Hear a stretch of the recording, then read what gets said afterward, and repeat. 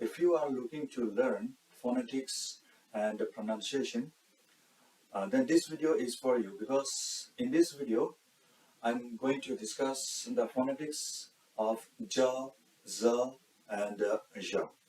My name is Ramatan Gola from the western part of New Delhi, and I share the experience of my journey of learning English language through my channel English Edmass Galaxy. And for this I'm always thankful to YouTube. So let's start our discussion on ja, za and ja.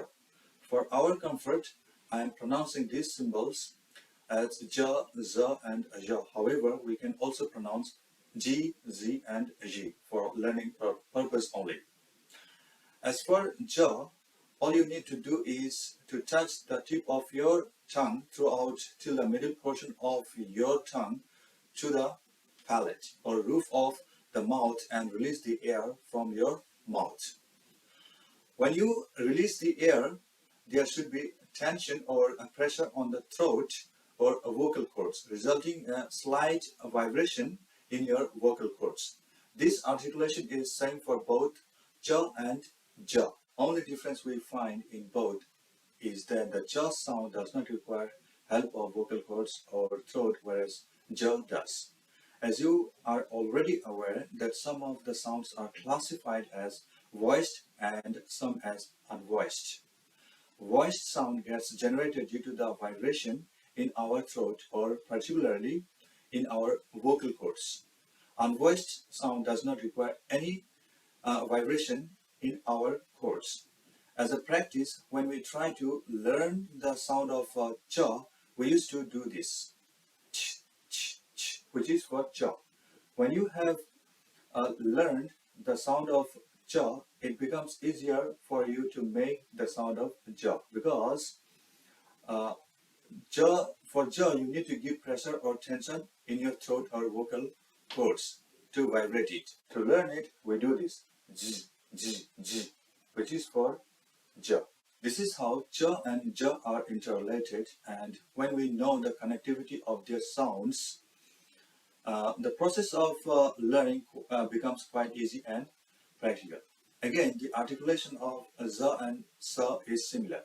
Once you learn the articulation of sa, it becomes easier for you to learn the articulation and sound of za.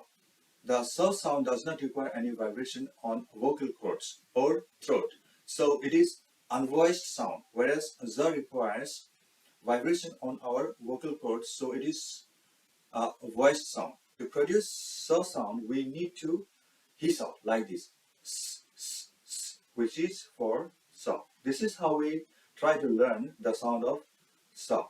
In the similar fashion, when we try to learn the sound of za, we tend to do this. Z, z, z, z. This is the sound of za. But the important thing to note is that the articulation of sa and za is the same. But the difference is when you say sa, there is no vibration in vocal cords, whereas for za, there is a slight vibration in vocal cords. And some people or some learners or audience from English linguistic and English literature background or research background might have questions, and they would say that sometimes the sound sa is used as a voiced sound as well. For them, I would say yes. For that part, wherein sa being a voiced sound requires a separate discussion, and it requires a little bit more research on my part. Because when we make a video on a particular topic or lesson, the topic has to be conceptual from the viewpoint of learners or audience.